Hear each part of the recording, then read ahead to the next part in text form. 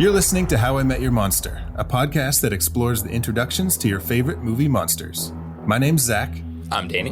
And I'm Casey. And together we dive into the world of horror to find out how filmmakers have introduced us to our favorite monsters time and time again. This is How I Met Your Monster. Boss, you opened it. We came. I met him 15 years ago. I was told there was nothing left. Explorers in the further regions of experience. Demons to some, angels to others. Call you Meatloaf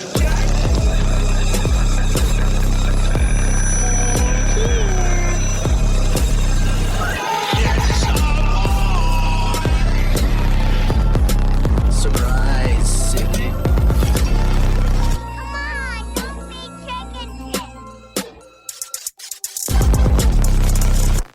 Thank you for joining us on a brand new episode of How I Met Your Monster. If you're not already subscribed to the show, make sure to follow us on Apple Podcasts, Google, Spotify, the works. Today, we are in our second round of Inspired by True Events movies. And we have a very special guest with us. But before I introduce that guest, I want to go on record and say that I know I was the one that picked Wolf Creek. But I am so pissed that we had to watch Wolf Creek. Why? Because fuck this movie. It is so dark and just sad. And I remember watching it when I was like, when it came out in 2005, I was like, oh, I was probably like, yeah, fuck yeah. And now I'm like, what the fuck Well, we've did all we just watch? gotten older. We're so much more sensitive and tender. And Okay. Well, my question is, did you mean dark like the lighting itself? Or... No.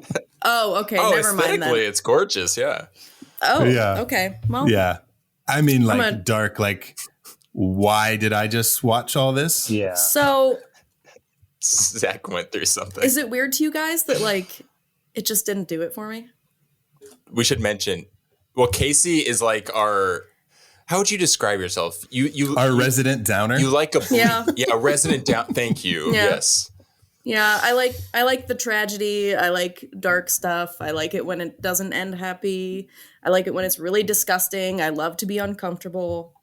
Yes. But yeah, this movie I didn't enjoy it. God damn it, Casey. I don't know why. Is anything ever enough? Right? Let me introduce our guest, writer Shawn Parikh. Thank you for joining us today, Shawn.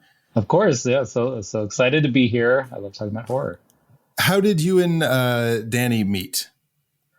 It's a great question. That is a great question. I think it was Instagram, or Twitter, writer Twitter, which can be... Yeah, writers just friend each other somehow. Yeah. And Okay.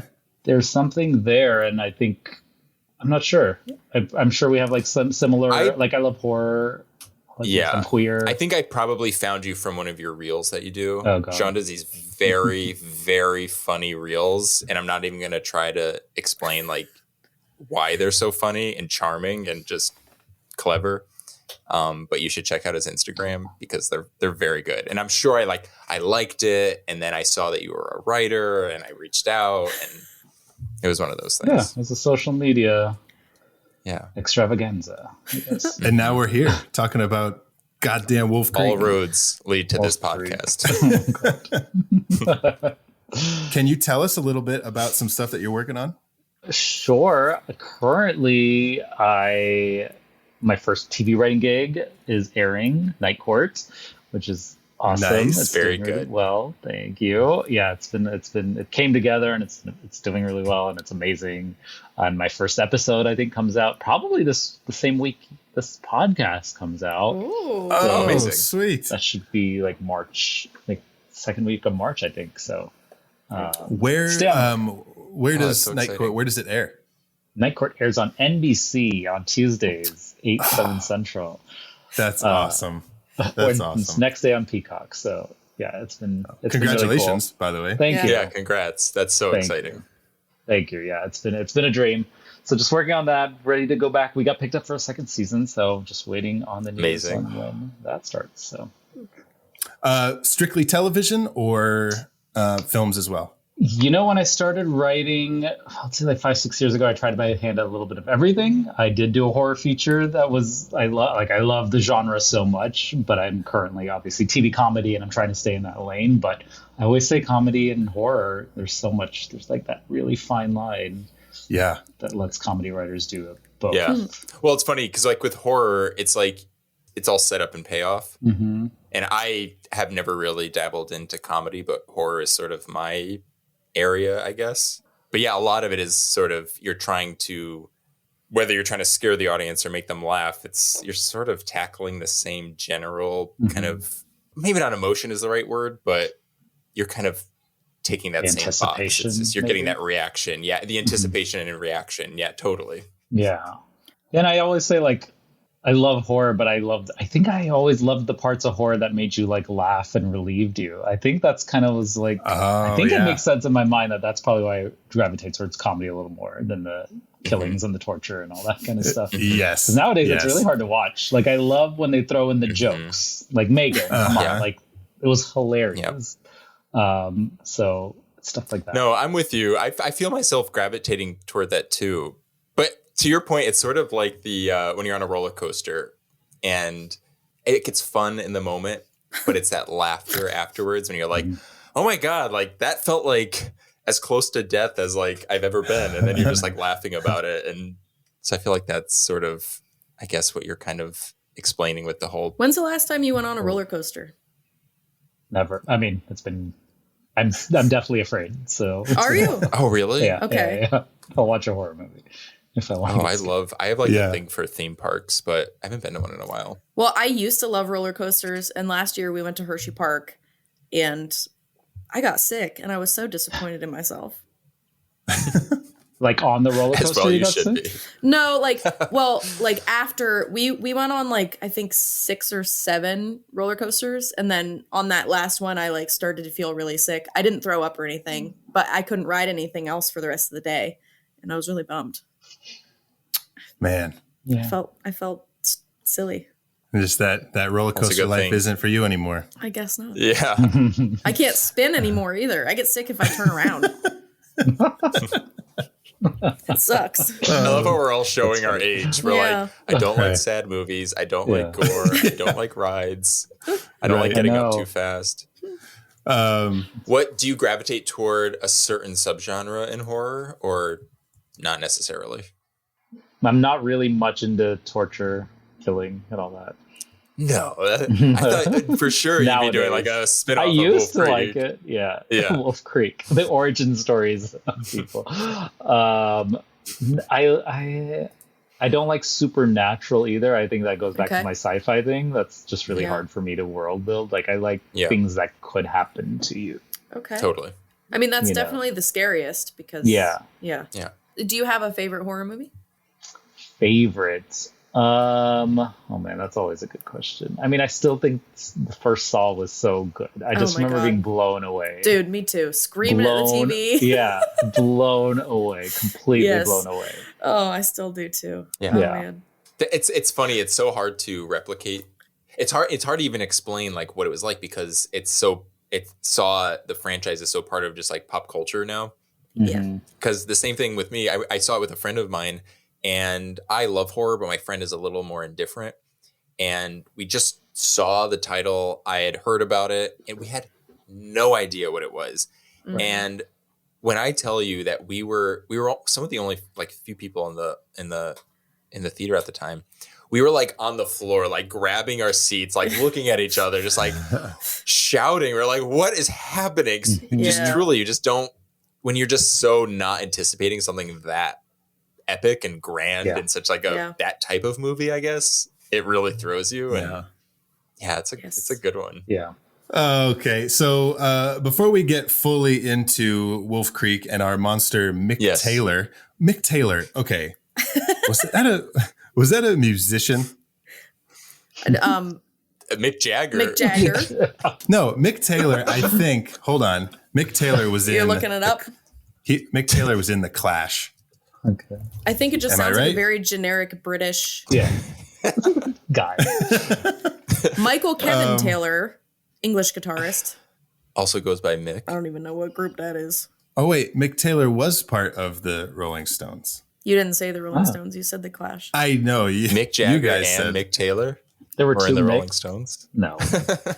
One time, Rolling Stones guitarist Mick Taylor has denied claims that he is set to sue the band for unpaid royalties. All right, cool.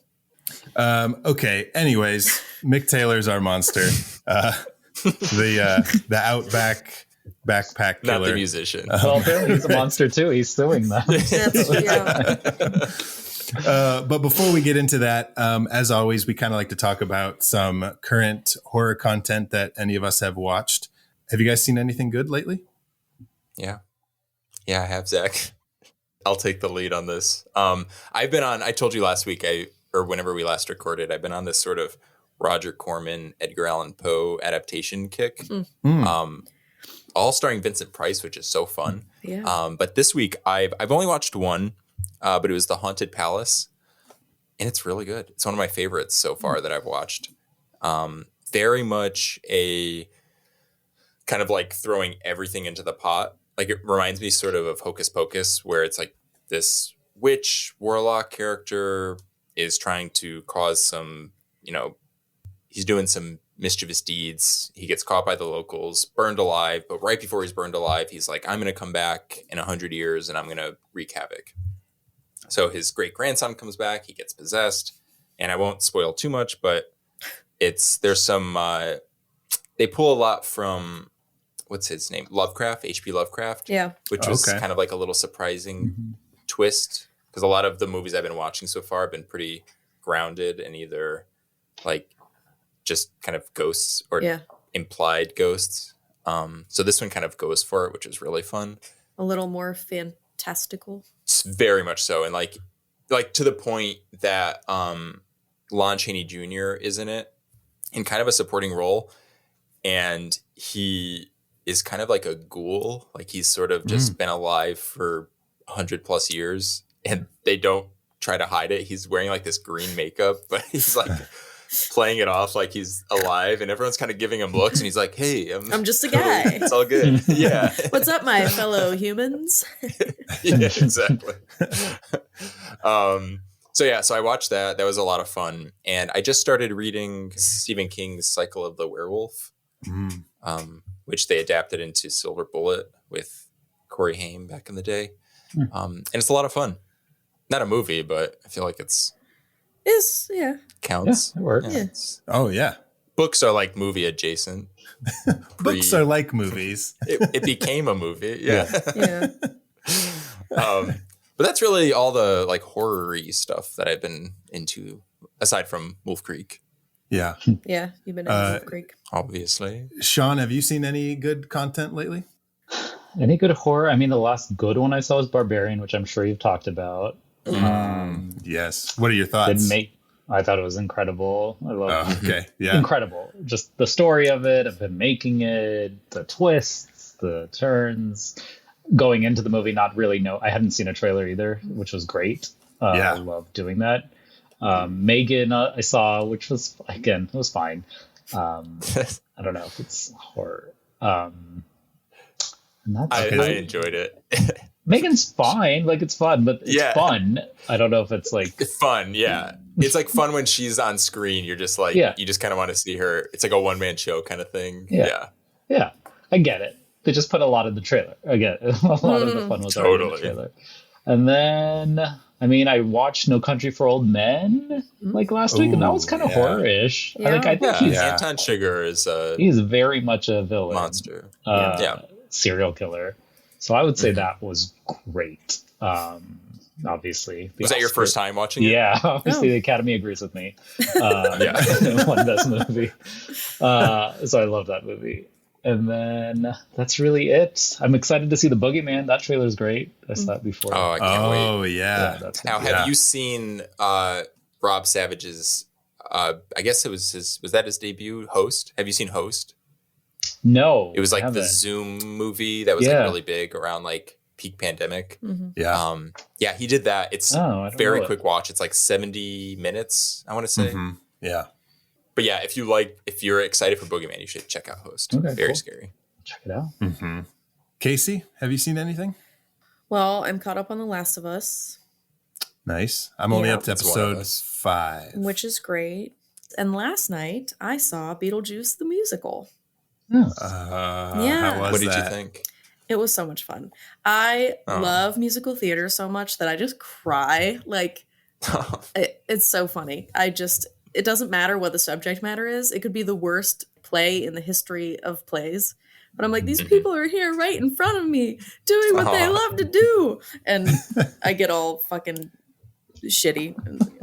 That's great. Yeah, just like Yeah. being there in the atmosphere. Yes, and- yes, yeah. I love it. And yeah, it was so good. The guy who played Beetlejuice, I think his name was Justin Collette. He played Dewey Finn on Broadway for School of Rock, which I thought was really cute. Oh, cool. Yeah, and then the girl who's playing Lydia, it's her professional debut, and she was like really amazing. So that was also really cool. Oh, fun. Yeah. That is That's awesome. cool. Did you take pics? No, I'm not a picture Aside person. from the, No, Mm. I don't I'll ever just, take pictures. I'll imagine it. Yeah, it was so good, so good, so much. You fun. got to be there, Danny. She's like living in the fucking moment. And That's you're right. like, did you take a picture? Zach, I don't- I just like pictures. I don't ever take pictures of events and stuff that I'm at. I'm never that person. No, that's probably good. Yeah. Did you watch anything, Zach? Just The Last of Us. Just The Last of Oh. Us. I'm on episode. I've seen episode up to episode 5. So I haven't seen 6 yet, but Is it good? I saw 4 and I got bored. Yeah. And I think I'm You done. got bored, sir? Yeah. I'm not really into much sci-fi. Oh, okay.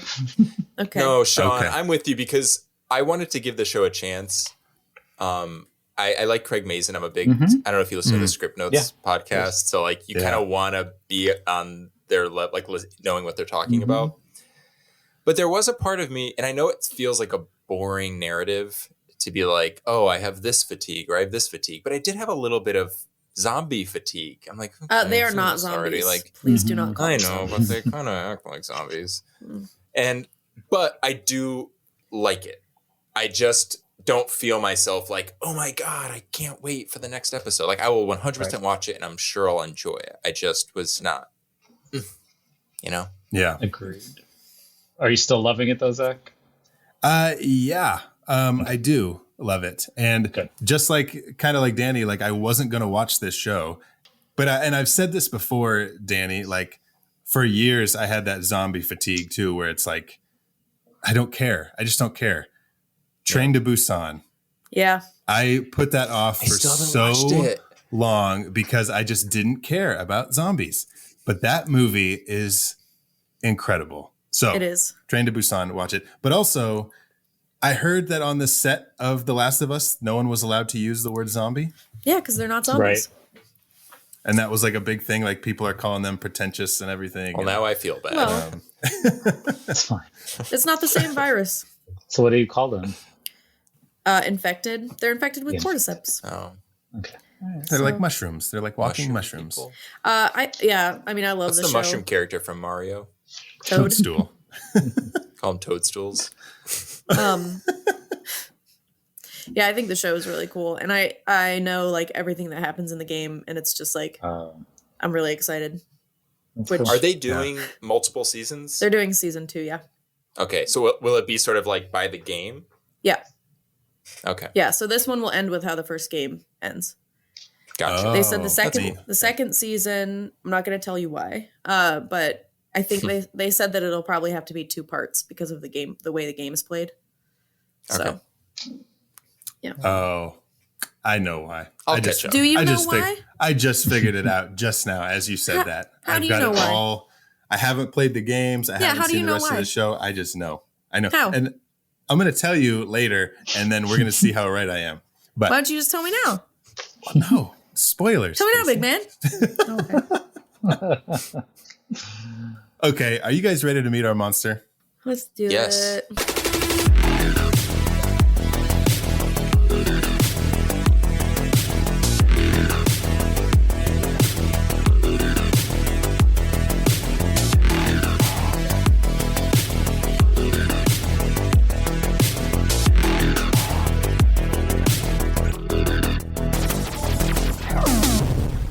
Man, okay, so Danny, Casey, do you guys know anything about, or Shawn, do you guys know anything about the real events that took place that inspired Wolf Creek? That's funny. You should ask, Zach. Do you maybe have something know. prepared? I do know about the events that led up to this movie. Yeah, and Casey, feel free to chime in. So Shawn. So Casey's our true crime enthusiast. Oh, cool. Yeah. She likes her bleak endings, Yeah. fiction or otherwise. Ooh. No, don't say that. I don't like it when real people die. You love it. Yeah. So the movie it says it's inspired by true events. That's kind of, like we did with Psycho last week. It says it's inspired by true events. It's really just kind of pulled from Ed Gein murders. So we're kind of like grabbing little tidbits and then sort of claiming it to be true. But this one is sort of based on two separate cases.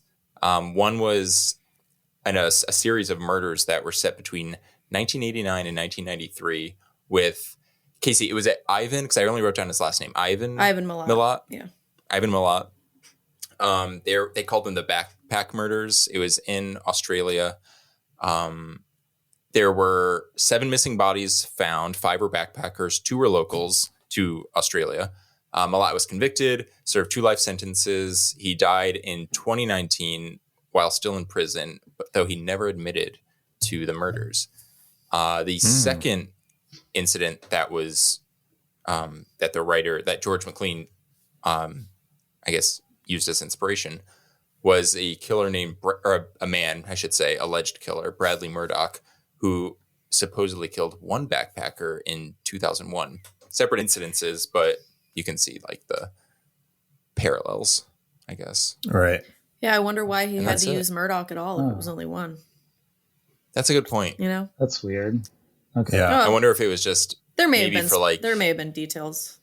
From what I had read, he had McLean had written the script for this and then found out about these other 2 alleged killers and then kind of weaved those story elements into his script to kind of flesh it out, if you will. Which I'm sure was helpful in terms of getting it made. It's inspired by true events rather than just sort of being a grab bag of ideas. Yeah. I mean, you could say that about anything, though.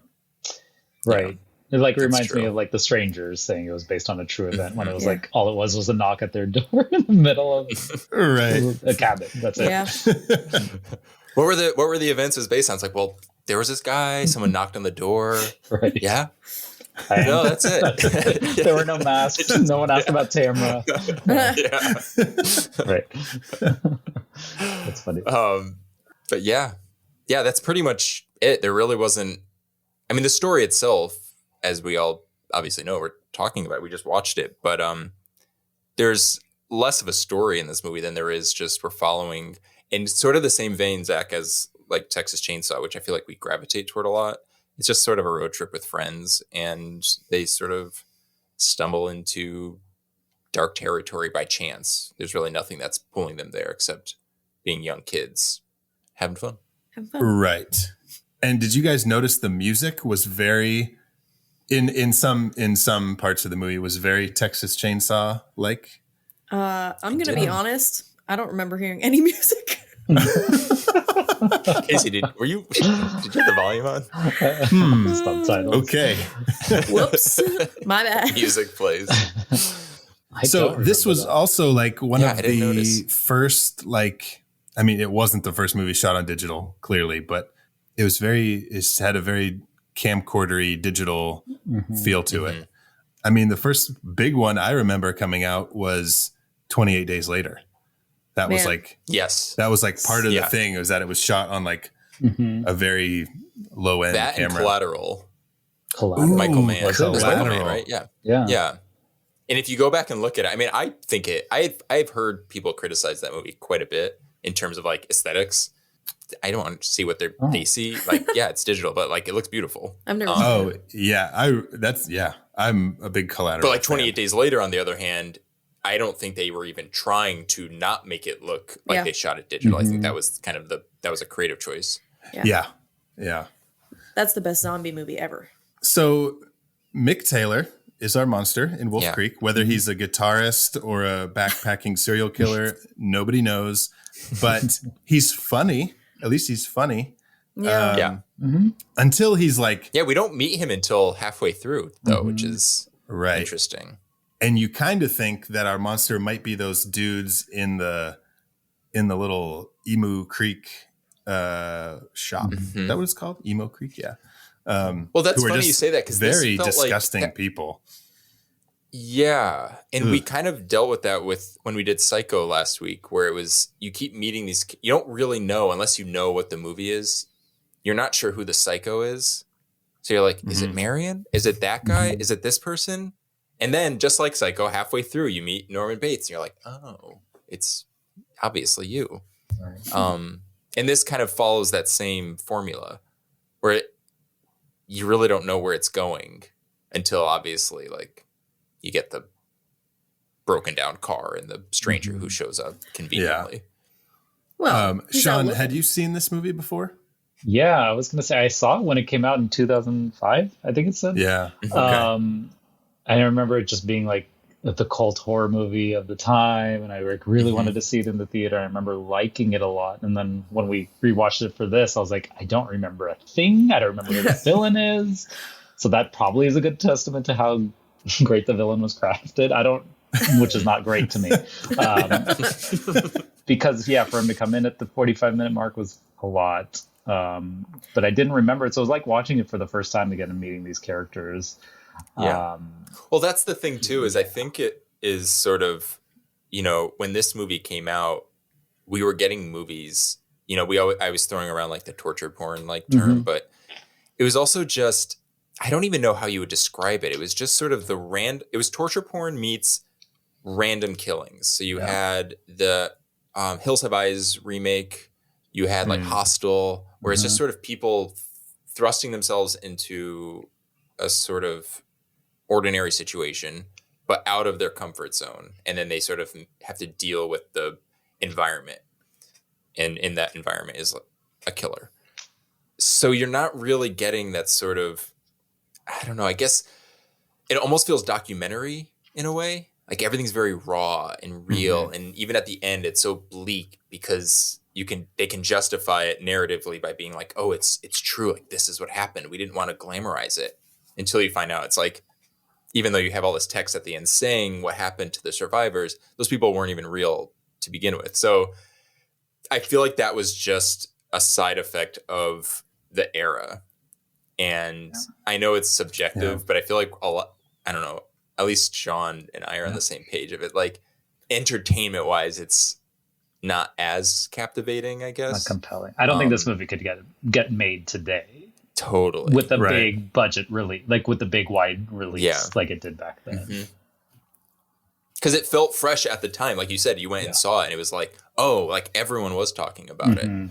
But because it felt different. But yeah, Mick ain't no Ghostface. Mick ain't Ghostface, no. But I normally like those kind of movies. So there's something real off about this one. What do you think it was? I don't know. It's like, it might be because he didn't come in for so long. I was just so bored right from the beginning. Yeah. That I was like, that I kind of had just given up, which is not the right attitude, but it's what I did. Right. This movie, I think, could have benefited from being a little bit more traditional, like open up with a kill. Yeah. Just like do that, you know, and then we can go along for the ride because we kind of know we're going to come back to it, have like a bookend. So I think that that would have made it better. Didn't help. Yeah. So when they were like, I felt like so smart, right? They were driving and they're like on their little road trip and they've got their map and it says like Wolf Creek meteorite crash site. And I was like, oh, I'm going to write this down because I think this is going to come back into play. Right. I was like, I'm going to be ahead of it and catch up. And then, that's like where they're going. And that's like the whole big thing of it the was movie. And important. I was like, oh, okay. I guess I'm not that. I didn't catch this small little detail that was going to come back into play later. Exactly. They go to this giant hole in the ground.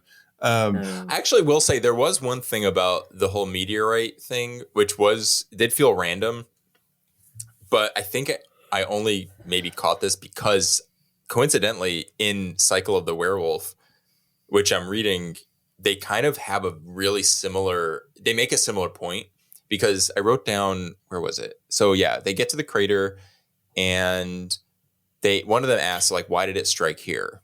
And I think it's Ben who says maybe it was drawn to something in the earth, like lightning or something. And I was like, oh, that's so interesting, because in Cycle of the Werewolf, the book opens up with, there's no hiding the fact that like this is about werewolves. And there's a line that says, there's no more reason for its coming now than there would be for the arrival of cancer, or a psychotic with a murder on his mind, or a killer tornado. And it's just like the idea of just how it's random, just like an illness or anything could just like happen upon a place or a person. So for that, I appreciated it, that it kind of treated Mick, the killer, as like this force of nature. I do wish they kind of played with that a little bit more, like, again, like if we had seen, I know we're kind of like beating a dead horse, but like if we had seen him do this, in this, I don't know, but. Well, yeah, it's up to us to play with it a little bit more, because it is now time for the How I Met Your Monster conspiracy theory of the week. It's gonna make no sense. Hit it. You're telling me that NASA is going to kill the president of the United States with an earthquake? Not exactly the kind of thing a Secret Service agent can like just throw himself on top of. The whole Vietnam War was fought over a bet. Howard Hughes lost to Aristotle Onassis. The third issue this year, conspiracy theory. Okay, so you're saying Mick Taylor is a force of nature, right? Yes. He's a fucking alien, right? Because they get to this crash site. He comes out of seemingly nowhere. They kind of don't know what his little light is when he gets there. And they're like, oh, it's just a car. Okay. Yeah. Then he gets shot in the like neck, but doesn't die, right? He just magically appears in that car, like in the back seat where she's like, doesn't have the keys. How did he get in there? He made no noise. Michael Myers. Yeah. Why? Obviously. He's not the kind of person that like you'd think would sneak around. And He's so not like nimble. he'd have to open the door. He was already he in would the sneak in. But like, how did he know she was going to get in that car? And wouldn't he just like come in and be like, hey, there you are, and just fucking kill her? Because they wanted a Michael Myers moment. He wanted her to have a moment. Right. And then nobody found him later. Nobody found the bodies. Right. It all adds up. Okay, this might be the best one you've had in a while. So Zach, you're saying that his spaceship crash landed at what is now called the Wolf Creek crater, and he has since been sort of roaming the lands, killing off people as though he was hunting animals. Sugar, water. Yeah. But more like sugar. Wait, Sugar, water. Is this another conspiracy theory of the week extension? Is this a spinoff of the Men in Black series? Yeah. You bet your ass. He did just dissolve in the final frame. See? He did. Like sugar and water. That is true. All right. Or it All right, could Zach, be like I'm not gonna lie. his little mine shaft thing could be like his spaceship under the ground, where it's like there's like a series of tunnels, and it's really just his ship that was like under. Yeah, and you get that ground. inevitable scene where it's like the ground starts shaking, and you realize like the dust falls off the walls to reveal like the chrome plating, and we're like, wait a minute, oh my god, like That would have been cool. Yeah, it would that would have been a barbarian level twist. Open up on them reaching Wolf Creek, and then meet him like right from the get-go, and then midpoint you realize, oh, Zach, you wrote a great movie here. Maybe they did that in the sequel. I don't know if any of us watched the sequel. There's a few. Yeah. There's a few. There are two of them? sequels and a series. What? They did a TV series for like 3 seasons. Well, I think it's like when you get to number 4 of a franchise, you have to go to space. So there we go. Oh, so they're one away. This from one space. started in space. We just didn't realize it. Yeah. But yeah, Mick, the actor, I want to credit him. I had his name written down, and then for whatever reason, His name is John Jarratt, Jarratt. John Jacob Jingleheimer Schmidt. Exactly. Yeah. He's in all of the sequels and the series. Oh, and the series. Wow. Okay, so Mick Taylor's an alien. Perfect. Moving on. Yep. Yeah. All right, moving on. And I mean, that's perfect. That is when we meet the monster. Though, of course, we don't realize. Okay, would you say if you were to be watching this movie and you had not seen the trailer, would you assume at this point that this is the villain? I actually did. Yeah, I was like really watching with fresh eyes this time. I thought he was a helper. I thought we were going to get to the like maybe a potential victim. Yeah, I thought he was going to be a victim. Like he was just going to get hit at any point. Yeah. Okay, he is very charismatic. Does a great job with this performance. I was very impressed. Like I would have loved to have seen more of him. Which again, to the point, I feel like this is just a kind of a running theme. Should give us a little bit more juice, I guess. You know, a little more juice. Like he was so funny when Ben goes up to him and he's all nervous about talking about payment, and he's like, "Of course I'm not going to charge you, you stupid bastard." I was like, "Wait, this is so funny." Well, he's not going to charge him because he's going to kill him.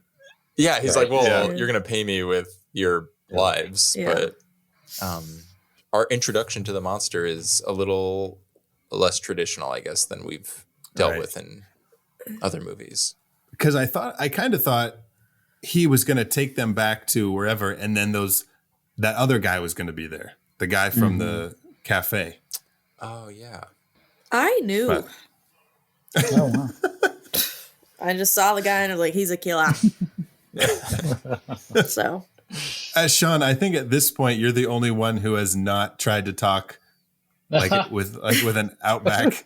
Give us your best Australian accent. It's probably a reason I've been quiet. I don't think there's no way I can do an Australian. You just heard it. It became very Texan. Which is that's so funny.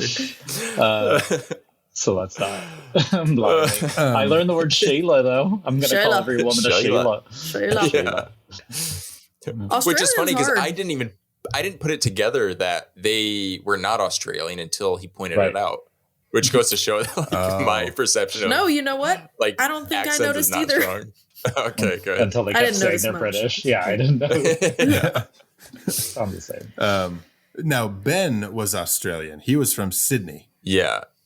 And then the other two were from. Did you say they were from Britain or they were American? Yeah, I think they said they were British girls, right? Oh, British. Yeah, okay, I think so. Okay, but okay, so I did like their little makeout session on top of the mountain. I thought that was like perv. Zach's like, this is a great scene. Zach. It was so good. I wasn't paying attention until then, and then I was like, then I got into it. No, but it was a very sweet little scene. Like it was very it was real, I guess. It felt it was very well acted and very organic. Thank you. Yeah. But I fucking loved it.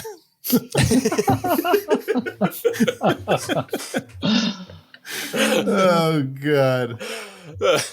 That's good.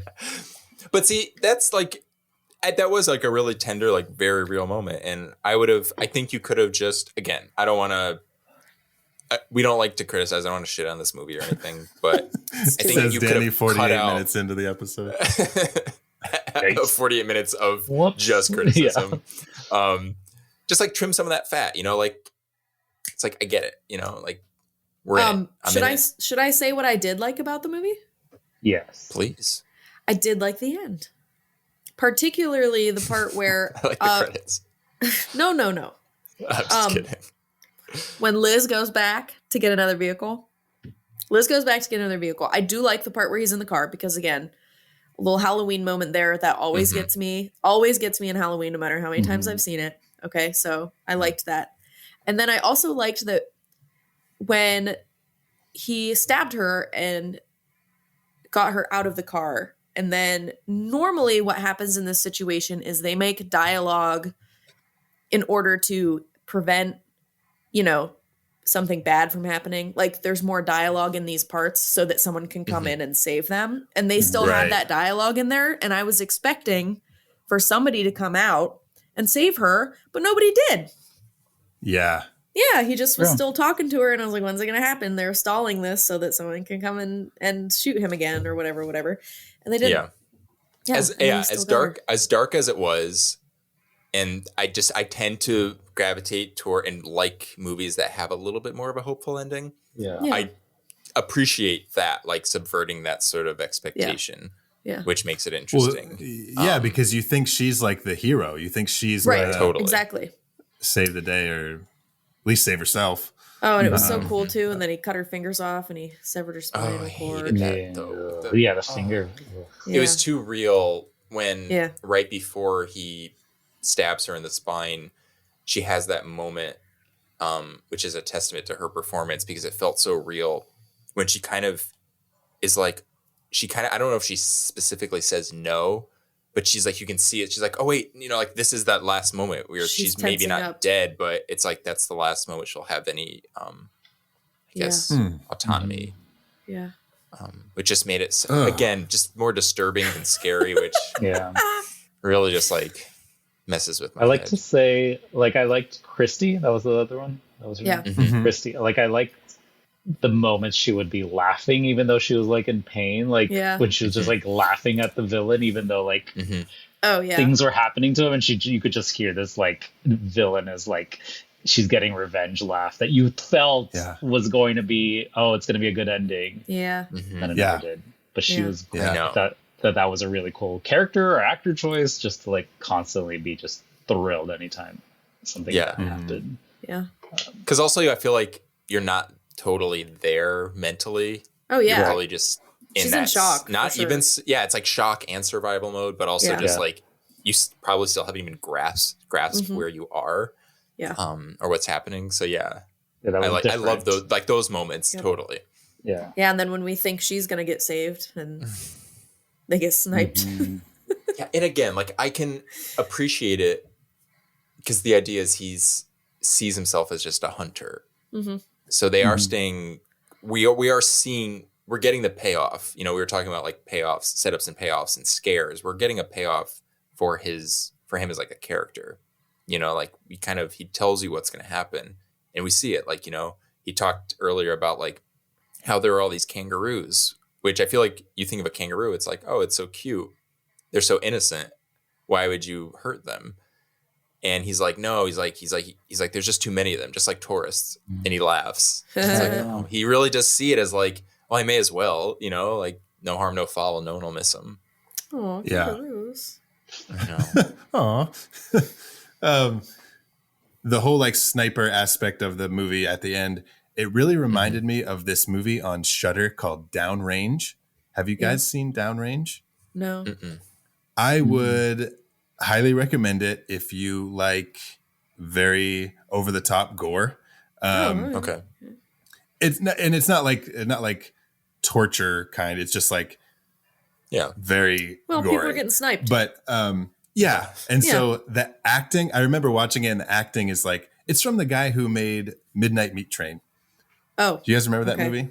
So with Bradley Cooper, the Clive Barker story. Yeah. It's not a Clive Barker story. It's just it's just the director who made Midnight Meat Train. He made this movie called Downrange, and the acting is very questionable. You're like, wait a second, you've made some big movies. Why is the acting so bad? Right? Yeah. But the movie gets going, and you're just like sucked into it, and it's like these 5 or 6 people who are. Their like tire blows out on the side of the road, and you find out why their tire blew out.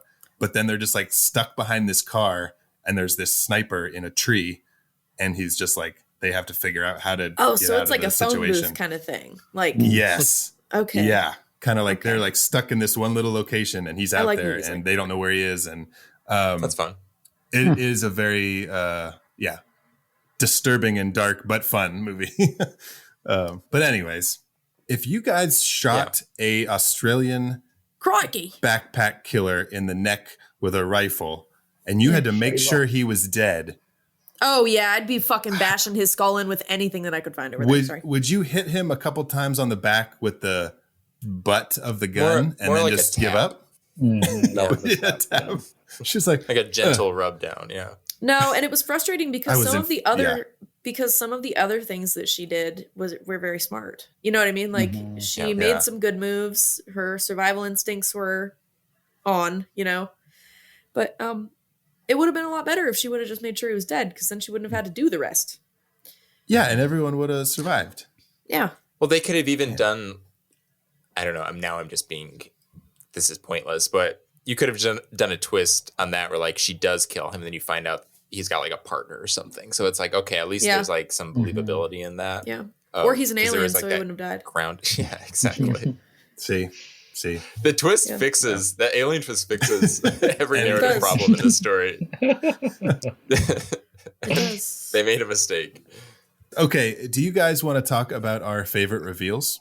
Sure. Yes. Before we do we want to mention the fact that we don't really see him as the quote unquote monster until, because when they wake up when they're bound and gagged, it is very jarring, and we really get except for the fact that he's a little offended when he's doing the Crocodile Dundee impersonation.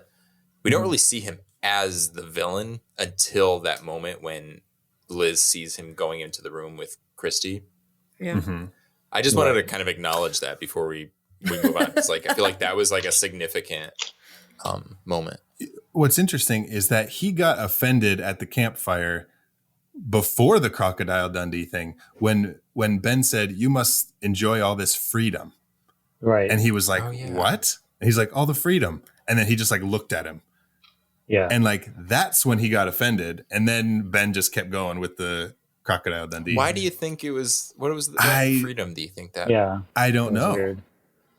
Is it I got supposed to be? Because here we he's go. an alien and he's trapped on Earth. Yeah. And he's not free. He calls He's it a prisoner freedom, of Earth. trapped on a planet. Right. Yeah. Precisely. No, but for real though, he like, that was kind of weird to me because I was like, okay, what does that have to do with like, why is he offended about that? Maybe it was because maybe the fact that we're asking the question is the reason, is he's just so unhinged that like the fact that he reacted is like, you can't justify it. It's like, wait, what? Like, why are you mad about that? Yeah. But I don't know. Why Maybe you there's bro? something more concrete. Maybe tourists are Oh yeah. encroaching on his freedom. He used to be free, Oh, yeah. but there's all these people. Oh. Maybe? Mm-hmm. So he Yeah, doesn't have that It makes makes sense. sense. Sounds good to me. I mean, Uh-huh. the true events that it's based on is they were literally coined as the backpack murders. So like that's such like a specific element. Mm-hmm. Oh, I like that. Take you I out. don't know. But yeah, that look that he gave him for like that extra 30 seconds was like, that's when we knew, right? Mm-hmm. Even when they were getting towed in the car, I was like, oh, this is going to be fine. Yeah. So ridiculous. I would have followed him. it is. Like, that's the craziest part. What? Well, the fact is, like, he like hooks them up. So it's the fact that they're not even like they've lost all control, which freaks me out so much. Like, even if you wanted to turn around, you can't. I thought that was really effective and really. It's like those little moments scared me more than the gory, like the killing moments. So I thought when they get away and they're driving and then they stop right before that cliff. Yeah. I thought that was the crater again, and that he was just fucking Zach, with them let it and just go.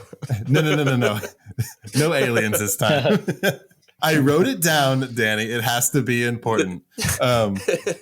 No, but I thought it was like he was just like fucking with them, like just driving for like a long time, and that like really they were just like still like right there. But that part really confused me.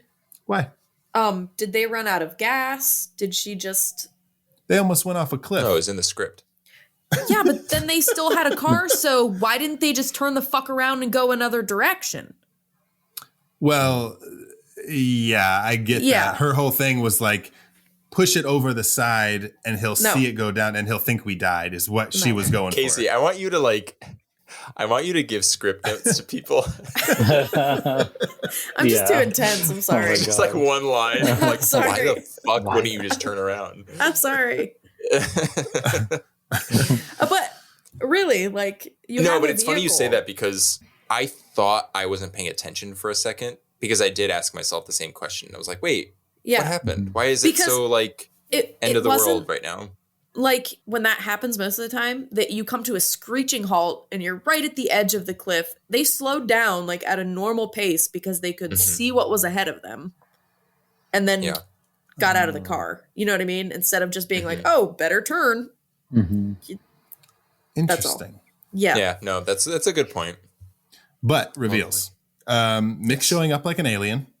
Liz finding out that he's crazy because she sees him torturing Christy in the window. I have Mick in the back seat, popping up like Michael Myers. Yeah. And then I guess you might say the one where he shoots the guy in the car who's helping her. 100%. Definitely. Yeah.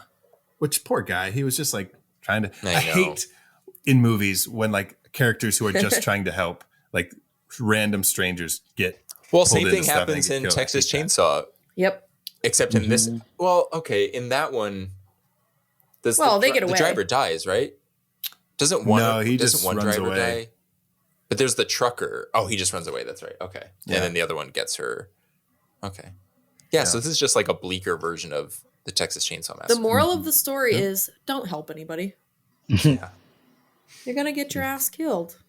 yeah, and stay on the beach. The movie opens up during this gorgeous I know. vacation. It's like just stay there. Why didn't they? Doing? Yeah. They had to see Let's the go crater. see a crater.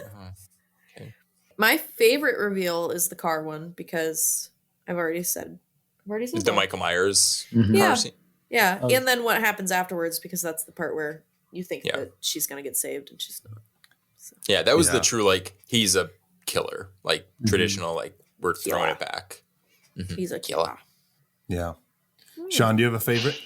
I would say that one was probably the one that made, it fits into all the horror tropes. It's still scary. Was there ever, I mean, I know the ending says that, what's his name, Ben, could have been the killer. Was there ever, were we, like, that could have been effective if we were led to believe that too. Yeah. You know? And I think they had dropped hints in there, right? But he was Yeah, weird. it almost would have been cool if when we revisited him at the end, he had already started kind of unchaining himself. So it kind of leaves that suspension of disbelief a little bit. Oh my Of God, it would be like was he Saw. really tied up? Or Yeah. because he was like, they even make a point of him being like, they're not Australian, but he is. So maybe he knows. I don't know. It's like, so he specifically drove them to this area, and you have all the ingredients, but you almost needed it need to be just a little tighter to make you a little more suspicious, or at least to like warrant the suspicion, I guess. And maybe just for the sake of movie making, we will say that as much criticism we are giving this movie, filmmaking is incredibly difficult. I haven't made a movie. It's better than any movie I've ever made. Yeah. Exactly. And so that's all I'm going to say about that. I like Dan. It's true. all love. It's all love. It's all love. It made a splash in the horror scene. Like that's a huge deal. Oh yeah. This is like, It's on your podcast. That's We're still talking about it. 100%. Exactly. My favorite reveal was just the first time that we meet him, when it's just the lights coming at the car. Okay. Because once you know he's bad, it makes that so creepy because he's so good at being so charming. It's just, you have so much hope. You're just like, yes, he's there to help. But they even kind of set it up with like, it is this ominous presence coming toward them. And then he kind of like messes with your head, and then he does it again. And He messes with your head. That lady on the wall in his garage that like didn't have a head. Yeah. What was that about? What do you mean? What was that about? Where was her head? Where did her head go? I think he Probably chopped in it that off. pile of bones and shit in that shed thing. Oh yeah. Why did she go down there? I thought she had dropped her gun down there, but then she had her gun with her. Why'd she go down there? Maybe she was just lost She was looking for cars. Okay. in the cellar. Speaking of guns, though, I did like when she found the gun on the table and like she didn't know what bullets to put in it. Mm-hmm. I thought that was very like realistic because like how do you know what kind of It's true. like if you don't know about I'd guns, be I don't know screwed. like Yeah. what kind of bullets you put in. There's Me like too. they all I'd look be the using same. it as a melee I'd be like weapon holding for it sure. backwards and I would throw it or something. I would just like, I don't know. Yeah. I'd be looking for like an Xbox controller. I'm like, I know that's how you control these. All right. Well, now it's time for a segment that we like to call The Real Monster. Run, run, run as fast as you can. You can't catch me. I'm the gingerbread man. You're a monster. I'm not the monster here. You are. You and the rest of that fairy tale trash poisoning my perfect world. Now tell me, where are the others? Eat me. Danny, who's your real monster? The real monster was the pool in the opening, one of the opening few scenes, because it was almost the first like true killer. If you watch it, Ben, when he jumps in, he is inches. I mean, I'm talking about the actor too. He's inches away from smacking his head at full speed on the edge of like a concrete pool. And I was like, oh God, it was like the one time I really jumped in the movie. I was like, oh, like I could just picture it. I mean, I'm not kidding. And I almost wondered if, you know, because you're acting, you're like trying to give it your all. And I wonder if he just wasn't even thinking, because if you watch it, he jumps in and without bracing himself whatsoever. And yeah, that close call. Ben was almost, ironically, he was the survivor, but he almost was our first victim. I like it. Shawn, do you have a real monster choice for Wolf Creek? I would probably say something like the lack of planning a vacation for these girls. Like, that's so annoying. Like, I don't understand. Just like the spur of the moment. Let's find this random dude to drive us. Oh, man. There's just something very not thought out. Yeah. That a guy who doesn't have a car. It's not like he was like, oh, it's the only one we know who has a car. It's like, we'll prompt him to get a car. I really get, because I'm like, I love a plan. I cannot without a plan. Like, we're going to Pigeon Forge, Tennessee at the end of April, and I'm already like, I am getting tickets for everything and planning out our days. Yeah, this movie and taught you doing anything, all this stuff. Casey. Yeah. Oh, well, I'm already like that. You know, okay, you guys know me. I love a plan, but yeah, Shawn, that's a good pick. It's so stressful. It was stressful. Avoidable in issues. A foreign country. Exactly. Waking up on a beach. Come on. And she didn't even wake up with the people that she was with, like her friends. It's just like, okay. I've got two real monsters, and they kind of go together. Okay. Guys who say shit like, we could break that in half real quick. Oh, like what the fuck? So basically, Zach, you've done this a few times. Like, you flag like these old school or traditional sayings that guys do that drive you up, and I love that you always call it out. Well, I basically like rapists, right? Yeah. They're the real monsters. Because like number one, that's disgusting, and number two, the guys who say that are probably the ones who are just like the worst in bed, right? Absolutely. And also, can you go back and say that in an Australian accent, please? The thing I don't like people when they say. Yeah. So one of my real monsters, Casey, this is for you. Thank you. Are guys who say shit like, you only get one take. We can break that in half real quick. That was all right. That was good. That was good. Yeah. Hey, thanks. I'm sweating, by the way. Thank you. Yeah, you need a little more. You need a little more confidence. Yeah, we can break air in half real quick. Oh my god! But to go in with that, part of my real monster is car salesmen, because they're the worst. And this guy in this movie was like, what did they call him? Sheilas? Yes. Yeah. Is that what he just like referred to as girls? He's like going on a road trip with a couple of Sheilas, and he's like, that's like basically like, that's fun, huh? You gonna get some, huh? I was like, dude, gonna break her a knife. You're fucking, And then like the car sale in general, where he's just like, I'll take this one, and he like gets in the car and drives away. So rapists and car salesmen. Those are my real monsters. Yeah, That's I good. mean, can't argue with that. So, I'm 33 and I sometimes I still laugh when people fart. But I really hated that scene. Like the fact that he chose that moment. I don't know. I just was like, no.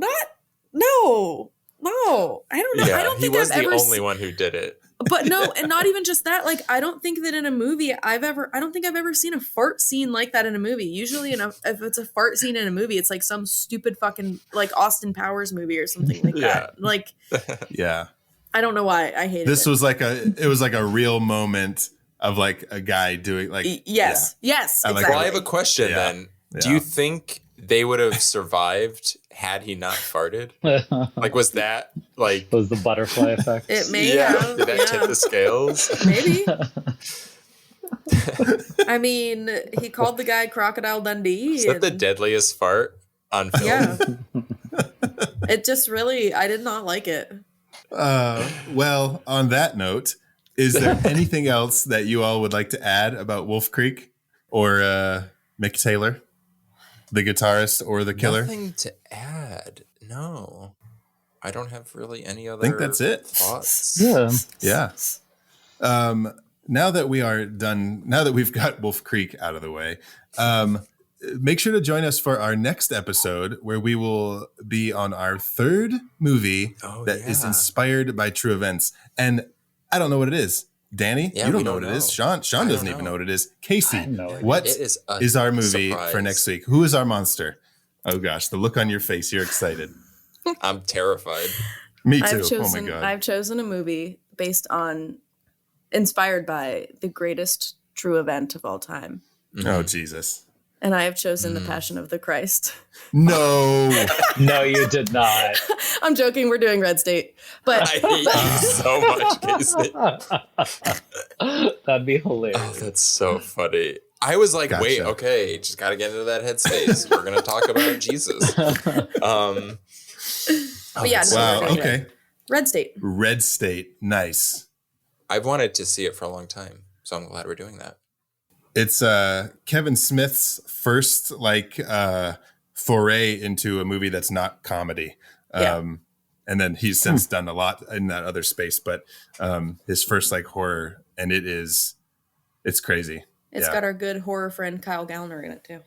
I'm excited. Yep.